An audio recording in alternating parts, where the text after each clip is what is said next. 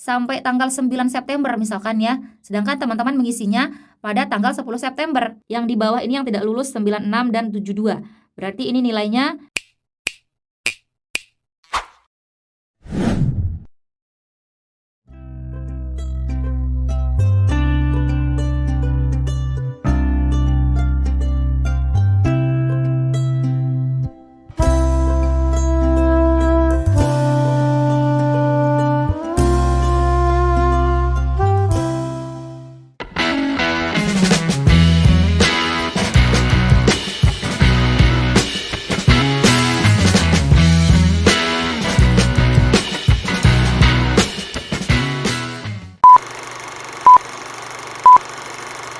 Assalamualaikum warahmatullahi wabarakatuh. Terima kasih karena kalian sudah klik video ini. Selamat datang di channel aku. Salam kenal, aku Lili Hernawati. Teman-teman, kali ini kita akan kembali membahas mengenai beberapa informasi penting seputar P3K tahun 2023. Dan pada video kali ini saya akan membahas mengenai optimalisasi teman-teman ya. Tapi sebelum itu buat teman-teman yang belum subscribe channel ini, yuk dukung Mimin dulu dengan klik tombol subscribe kalian. Dan jangan lupa untuk nyalakan juga tombol notifikasinya supaya teman-teman tidak ketinggalan info-info terbaru dari aku. Terima kasih.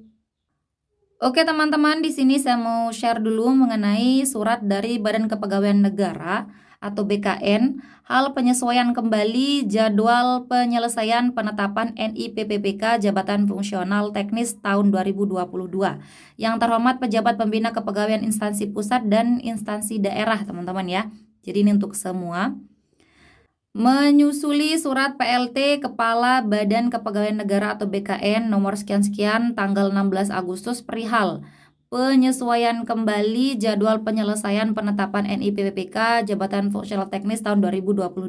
Bersama ini kami sampaikan bahwa dikarenakan masih ada instansi yang belum selesai melakukan verifikasi dan validasi data peserta yang memenuhi syarat optimalisasi, maka perlu dilakukan penyesuaian jadwal tahapan pelaksanaan penyelesaian penetapan NIPPPK sebagaimana terlampir.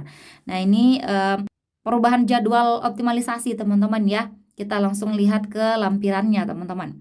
Atas nama Kepala Badan Kepegawaian Negara, Deputi Bidang Mutasi Kepegawaian, tembusannya Menteri PNRB, Kepala Badan Kepegawaian Negara dan Kepala Kantor Regional 1 sampai dengan 14 BKN. Kita lihat lampirannya teman-teman ya. Ini dia untuk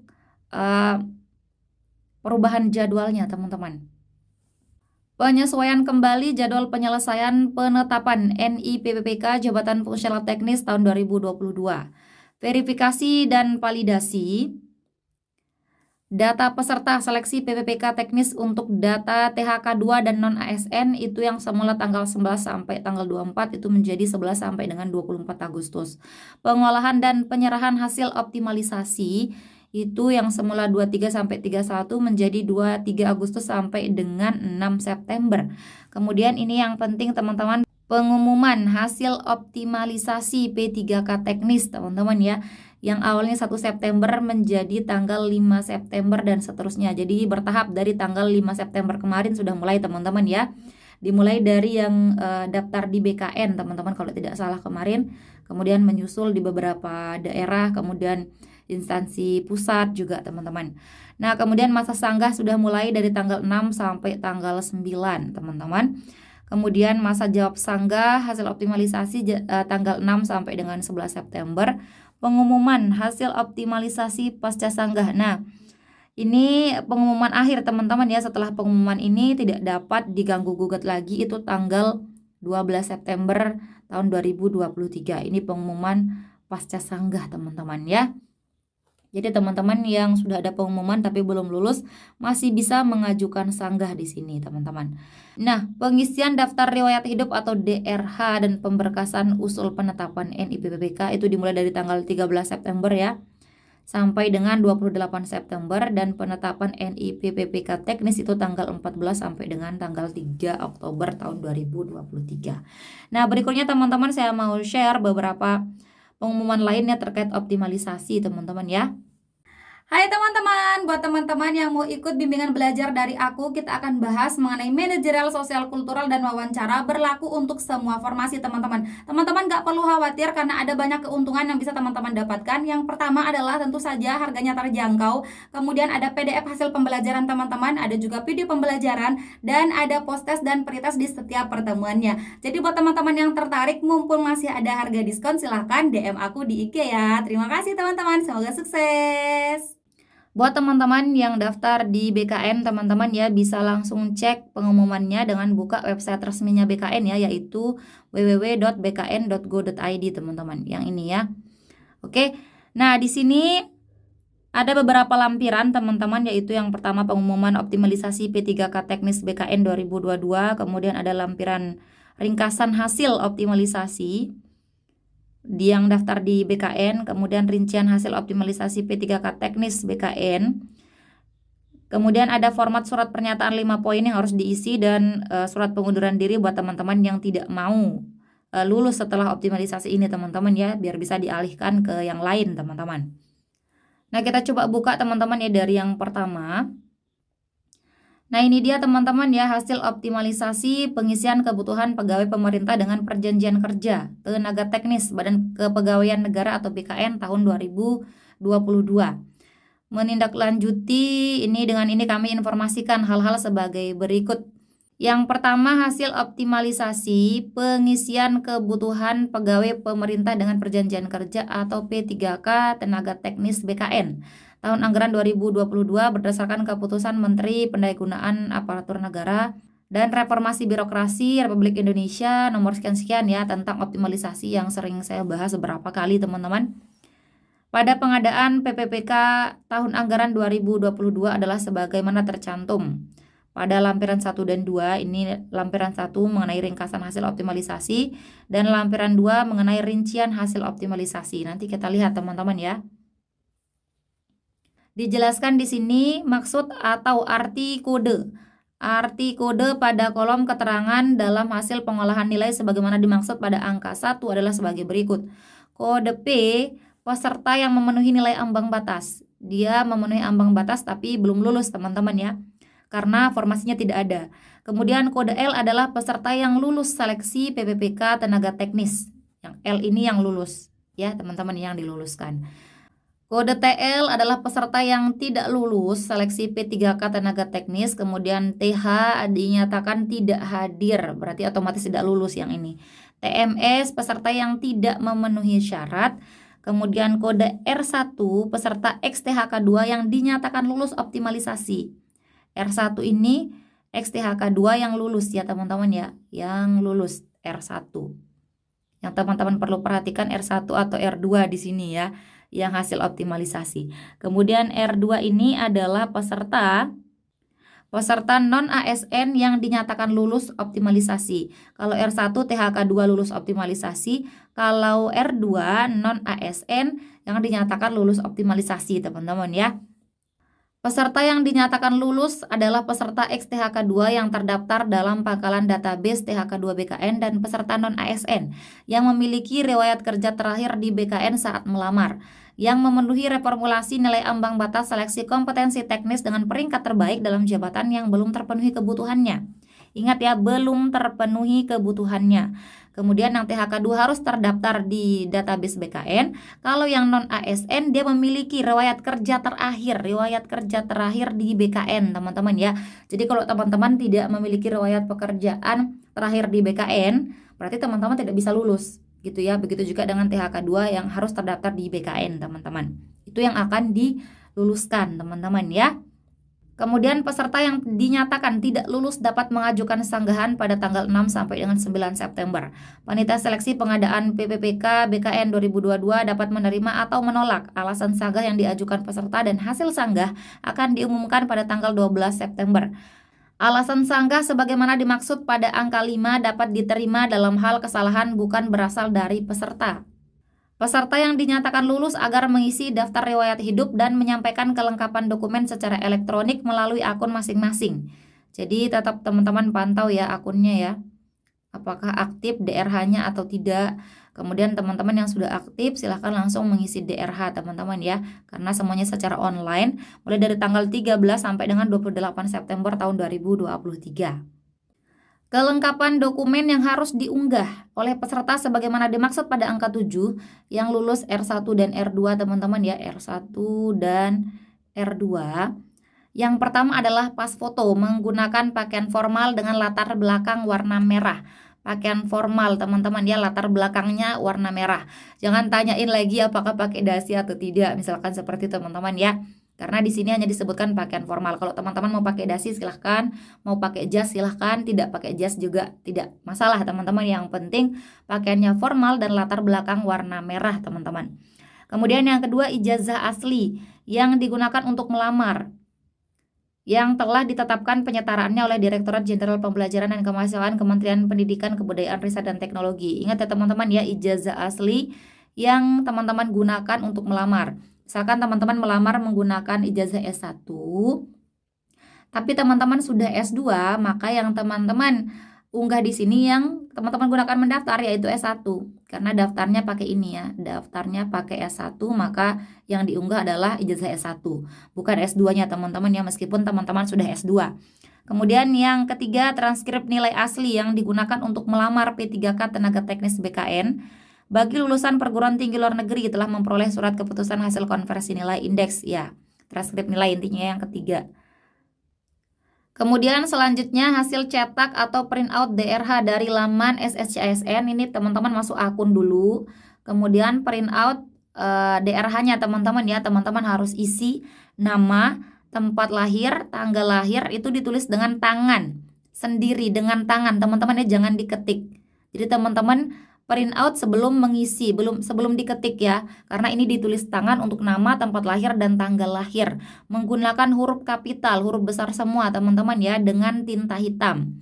Telah ditandatangani sendiri oleh peserta dan dibubuhi materai 10.000. Surat pernyataan 5 poin yang telah ditandatangani sendiri oleh peserta dan dibubuhi materai 10.000 sesuai format sebagaimana tercantum pada lampiran 3. Nanti kita lihat teman-teman ya. Kemudian surat keterangan catatan polisi atau SKCK yang diterbitkan oleh Kepolisian Negara Republik Indonesia dan masih berlaku pada saat pengisian DRH. Ini harus masih berlaku teman-teman ya. Misalkan teman-teman mengisi DRH itu di tanggal 10 September teman-teman ya. 10 September.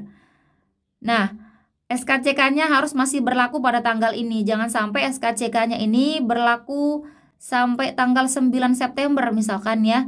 Sedangkan teman-teman mengisinya pada tanggal 10 September. Jadi teman-teman harus membuat SKCK baru yang berlaku di tanggal teman-teman mengisi ini, yaitu tanggal 10 September. Seperti itu teman-teman ya. Kemudian surat keterangan sehat jasmani dan rohani dari dokter yang berstatus pegawai negeri sipil atau dokter yang bekerja pada unit pelayanan kesehatan pemerintah yang dibuat dan ditetapkan paling kurang pada bulan September tahun 2023. Nah, ini buat teman-teman yang sudah lulus silahkan buat surat keterangan sehat teman-teman ya. Dibuatnya pada bulan September, jangan yang bulan Agustus teman-teman pakai ya. Silahkan teman-teman buat lagi. Kalau misalkan teman-teman ada yang buat surat keterangannya itu di bulan Agustus, teman-teman buat lagi saja ya di bulan September di rumah sakit atau puskesmas milik pemerintah teman-teman ya, seperti itu.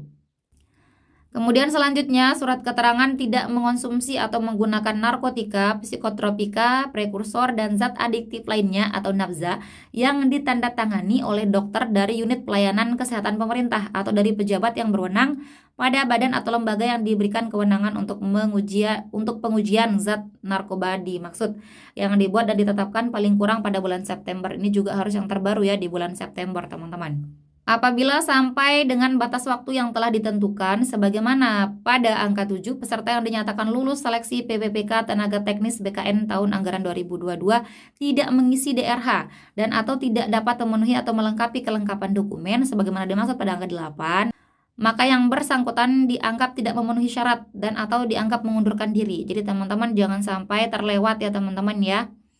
Sesuai dengan waktu yang ditentukan harus selesai teman-teman pengisian DRH-nya ya teman-teman ya, biar tidak disangka mengundurkan diri teman-teman.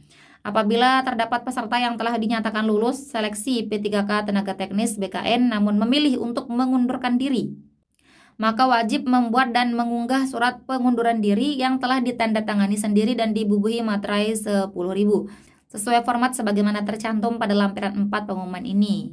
Dalam hal peserta yang sudah dinyatakan lulus seleksi P3K Teknis BKN sudah mendapatkan persetujuan nomor induk PPPK kemudian mengundurkan diri, ini sudah dapat NIP teman-teman ya.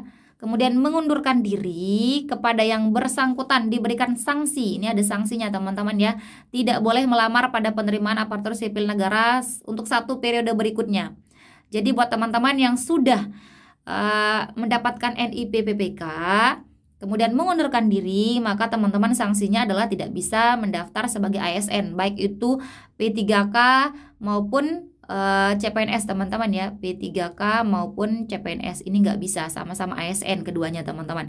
Jadi buat teman-teman yang sering nanya, Kak saya sudah lulus P3K teman-teman ya, kemudian saya mengundurkan diri karena mau ikut CPNS. Itu nggak bisa teman-teman ya, karena di sini kalau teman-teman sudah dapat NIPPPK kemudian teman-teman mundur, maka teman-teman tidak bisa daftar keduanya, mau itu P3K maupun CPNS tidak bisa mendaftar. Oke.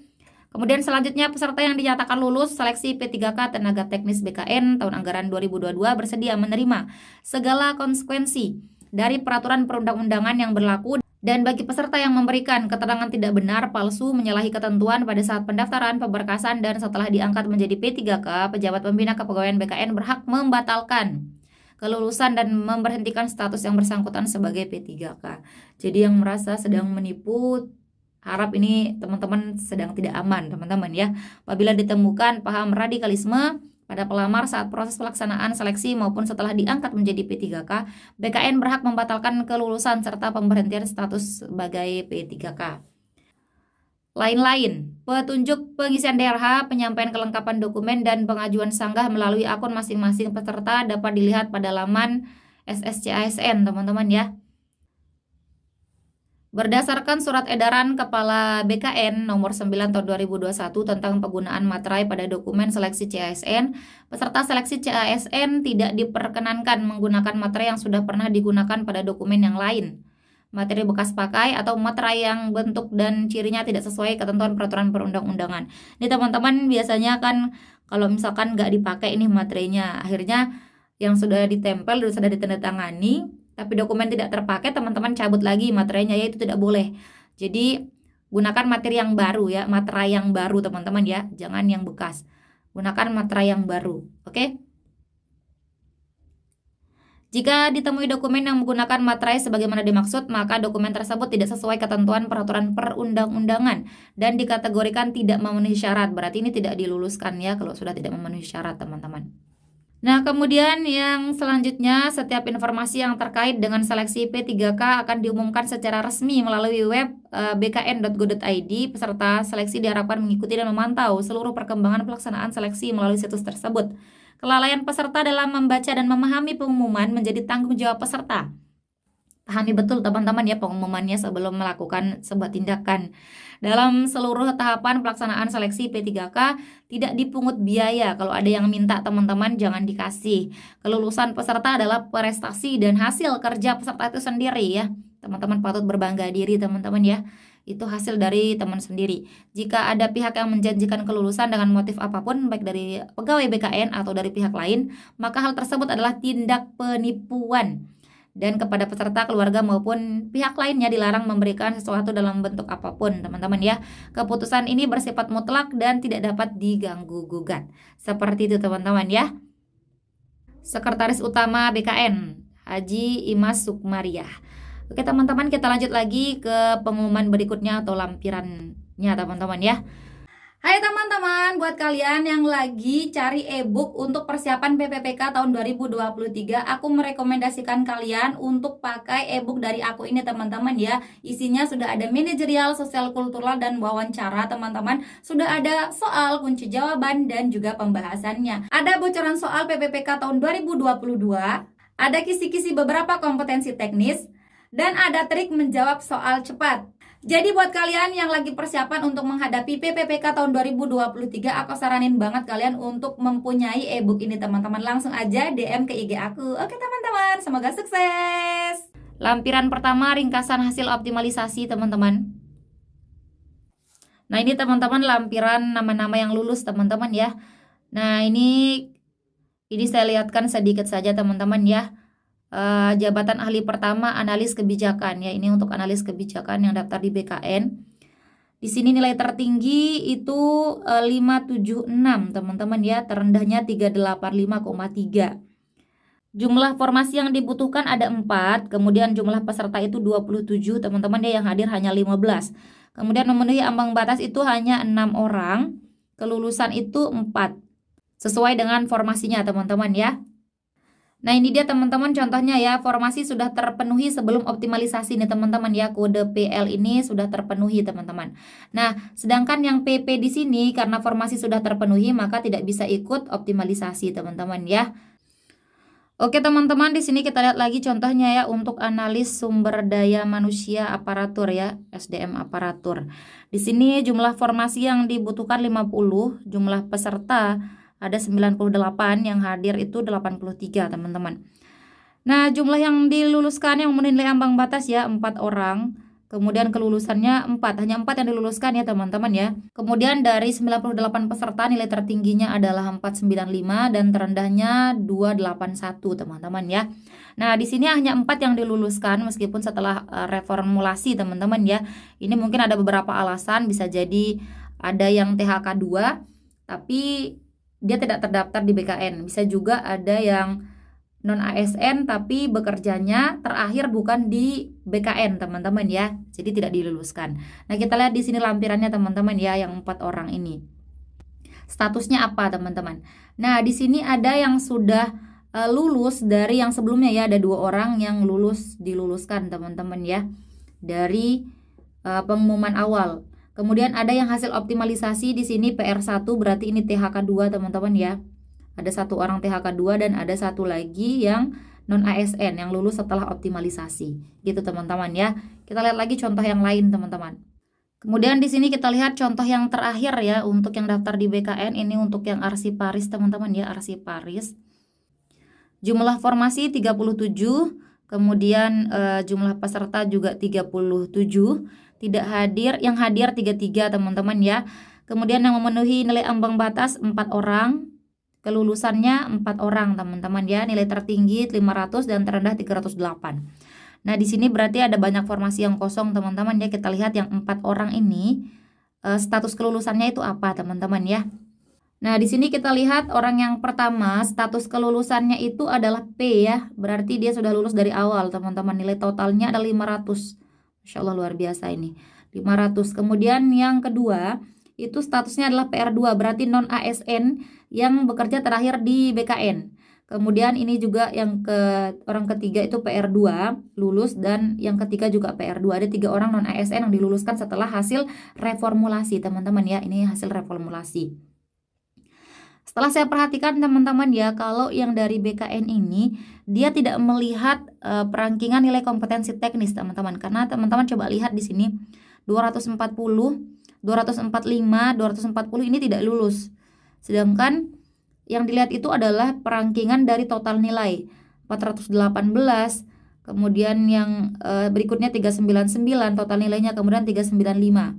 Berarti totalnya yang dilihat teman-teman ya untuk yang di BKN ini teman-teman, bukan nilai kompetensi teknisnya, bukan perangkingan nilai kompetensi teknisnya. Itu menurut saya teman-teman ya. Nah kemudian kita lihat lagi contoh yang lain ya, tapi di tempat lain teman-teman, di instansi daerah salah satunya yang saya lihat itu dia melihatnya hasil perangkingan dari kompetensi teknis ya. Kalau di sini hasil total semua nilai teman-teman yang dilihat ya, perangkingan total semua nilainya itu yang dilihat. Oke teman-teman, kita lihat dulu rincian hasil optimalisasi P3K teknis BKN tahun anggaran 2022. Oke teman-teman, di sini kita perhatikan lagi ya kenapa mereka diluluskan teman-teman ya, rincian hasil optimalisasi. Kita lihat penilaiannya teman-teman ya. Mungkin ada surat keterangan atau misalkan seperti surat kompetensi teman-teman ya yang jadi tambahan nilainya. Kita lihat dulu teman-teman, ini yang pertama. Kita lihat di sini ya teman-teman, fokus di kompetensi teknisnya teman-teman ya.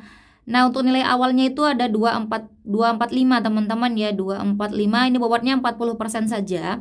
Kemudian ada SKT praktik kerjanya teman-teman ya yang bobotnya 60% itu nilainya 429. Sehingga skornya di sini yang 40% atau CAT BKN 98, sedangkan SKT praktik kerjanya 257. Sehingga totalnya di sini untuk kompetensi teknisnya adalah 355,85 teman-teman ya. Lihat lampiran 3 format surat pernyataan 5 poin ini teman-teman mungkin sudah sering lihat teman-teman ya. Nah, sama seperti yang sebelumnya teman-teman ya. Tinggal teman-teman print aja nanti ini, kemudian diisi dan dibubuhi materai teman-teman. Kita lihat yang terakhir, surat pengunduran diri buat teman-teman yang mau mengundurkan diri. Nah, ini dia teman-teman contoh surat pengunduran diri teman-teman ya. Silahkan nanti buat yang mau mengundurkan diri mungkin ada satu dan lain hal alasan. Ini contohnya, diisi alasannya apa, kemudian dibubuhi materai teman-teman. Oke teman-teman, seperti itu untuk pengumuman optimalisasi dari yang daftar di BKN teman-teman ya. Itu dia pengumumannya, kita lihat contoh pengumuman yang lain lagi teman-teman. Oke teman-teman, ini dia salah satu dari pengumuman hasil optimalisasi P3K teknis di lingkungan pemerintah Provinsi Jawa Timur teman-teman ya, yang saya katakan tadi yang menggunakan nilai kompetensi teknis saja ya, perangkingan nilai kompetensi teknis yang digunakan untuk penentuan kelulusan. Sedangkan di BKN itu yang saya perhatikan adalah nilai totalnya teman-teman ya. Mungkin saya keliru, silahkan teman-teman nanti koreksi. Mungkin ini bisa dijadikan sebagai kalimat-kalimat sanggah ya, buat kalimat sanggah buat teman-teman kita yang belum lulus teman-teman ya. Oke teman-teman, di sini kita langsung ke intinya teman-teman ya. Formasi yang tersedia 442. Kemudian formasi yang terisi per Agustus ini yang statusnya P teman-teman ya, langsung lulus ya. Kemudian yang formasi terisi hasil dari optimalisasi ini antara PR1 atau PR2 itu ada 143. Ini lumayan banyak teman-teman ya di Provinsi Jawa Timur. Nah, untuk kode-kodenya teman-teman, untuk kode-kodenya PR1, PR2 dan PR2L2. Ini yang beda dari yang tadi teman-teman ya, ada PR2L2-nya ya. Kalau yang tadi BKN hanya ada PR1L dan ada PR2L saja. Kalau di sini ada PR2L2. Nah, kita lihat di sini apa sih itu PR2L2. Ini peserta yang lulus berdasarkan nilai ambang batas dan peringkat terbaik dalam jabatan dan pendidikan yang sama setelah perpindahan formasi dari lokasi formasi yang berbeda. Oh, ini teman-teman ya. Nah, ini bisa ada peluang perpindahan formasi dari lokasi formasi yang berbeda ya, tapi dalam satu instansi yaitu Provinsi Jawa Timur. Itu ya teman-teman ya. Satu instansi tapi unit kerjanya berbeda. Yang dilihat di sini nilai ambang batas dan peringkatnya terbaik dalam jabatan dan pendidikan yang sama. Jadi di ranking itu pendidikannya, kualifikasi pendidikannya itu sama. Kemudian di ranking baru diambil yang terbaik itu yang mana ya, yang terbaik siapa. Bisa jadi dia pindah formasi, bisa jadi di formasi yang sama gitu teman-teman ya. Kalau dia pindah formasi itu statusnya nanti PR2L2, kalau dia masih satu formasi itu statusnya PR2L saja gitu teman-teman. Oke, kita lihat lampirannya saja langsung teman-teman ya, karena ini kodenya masih sama-sama yang tadi ya. Ini ada F, pelamar yang dinyatakan valid oleh instansi berdasarkan jabatan dan persyaratan untuk mendapatkan nilai tambahan untuk sertifikat kompetensi K1. Oke, kita langsung lihat lampirannya aja teman-teman ya.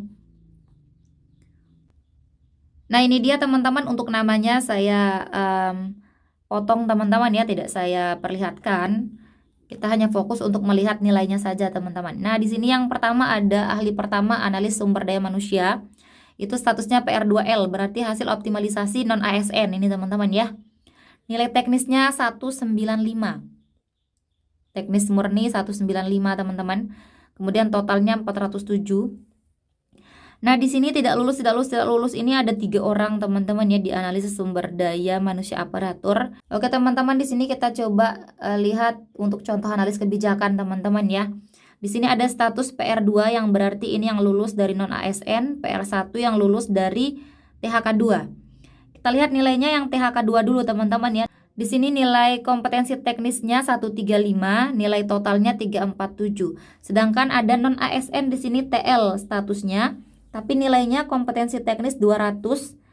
Kemudian totalnya 414, lebih tinggi yang non ASN ini sebenarnya teman-teman. Tapi karena di sini yang didahulukan adalah XTHK2, maka dia yang diluluskan teman-teman ya. Untuk reformulasi ini diutamakan XTHK2. Kemudian kita lihat lagi yang PR2L di sini ya. PR2L ini berarti non ASN. Nilainya 200 teman-teman untuk kompetensi teknis, kemudian totalnya 397. Kita lihat perbandingannya dengan nilai yang non ASN di sini teman-teman ya. Nilai kompetensi teknisnya sama-sama 200. Tapi di sini yang lebih tinggi adalah yang tidak lulus ini nilai total. Tapi di sini mungkin karena tempat penempatannya beda teman-teman ya. Di sini ada Badan Koordinasi Wilayah, kalau yang di atas ini Badan Kesatuan Bangsa dan Politik teman-teman ya, beda. Kita lihat lagi contoh yang lain teman-teman. Oke teman-teman, di sini saya mau contohkan lagi ya untuk analis kebijakan teman-teman. Untuk analis kebijakan Badan Penelitian dan Pengembangan Provinsi Jawa Timur teman-teman ya. Nah di sini ada 2 yang lulus PR2, berarti ini non ASN teman-teman ya, non ASN setelah optimalisasi. Kita lihat nilainya untuk kompetensi teknis. Nilai orang pertama itu 230, orang kedua 210. Kemudian ini lulus teman-teman ya setelah optimalisasi. Totalnya 438, ada 434. Nah kita perhatikan yang non ASN yang di bawahnya yang tidak lulus teman-teman. Di sini ada nilainya 416, berarti lebih sedikit nilai totalnya dibandingkan yang lulus ini teman-teman ya, yang PR2. Nah di sini untuk nilai teknisnya teman-teman sama ya, 210 yang di atas, di bawah juga 210. Kemudian yang dilihat adalah setelah nilai kompetensi teknisnya ini sama ternyata teman-teman, yang dilihat berikutnya adalah secara terurut yaitu nilai kompetensi manajerial dan sosial kulturalnya, baru kemudian wawancara. Jadi ini digabung dulu teman-teman ya. Nilai manajerialnya 88 dan 100, ini berarti 188. Kemudian yang di bawah ini yang tidak lulus 96 dan 72. Berarti ini nilainya di bawah 188 teman-teman ya, sehingga dia tidak diluluskan. Yang diluluskan adalah yang di atas karena nilainya totalnya lebih banyak yang ini teman-teman ya. Seperti itu contohnya teman-teman ya. Nah itu dia teman-teman ya, buat teman-teman yang mau mengajukan sanggah. Nah teman-teman harus perhatikan nilai teman-teman itu berapa ya dibandingkan dengan yang lulus. Lihat nilainya apakah teman-teman lebih tinggi nilainya dibandingkan yang lulus atau tidak teman-teman ya, baru mengajukan sanggah. Atau teman-teman bisa mengajukan sanggah dengan alasan-alasan lain juga bisa teman-teman, asalkan sudah berusaha teman-teman ya. Kalau misalkan mentok nanti tidak lulus, maka teman-teman bisa semangat lagi, belajar lagi biar nilainya makin tinggi teman-teman. Oke teman-teman, semoga bermanfaat. Oke teman-teman, sekian dulu video kita kali ini. Terima kasih untuk partisipasi kalian dan terima kasih juga karena teman-teman sudah menonton video ini sampai akhir. Jika menurut teman-teman video ini bermanfaat, jangan lupa dukung Mimin dengan klik like, komen, subscribe, dan nyalain juga tombol loncengnya. Dan jangan lupa untuk share video ini ke teman-teman kalian yang lain supaya manfaatnya tidak berhenti di kalian. Oke teman-teman, terima kasih. See you next time and bye-bye. Assalamualaikum warahmatullahi wabarakatuh.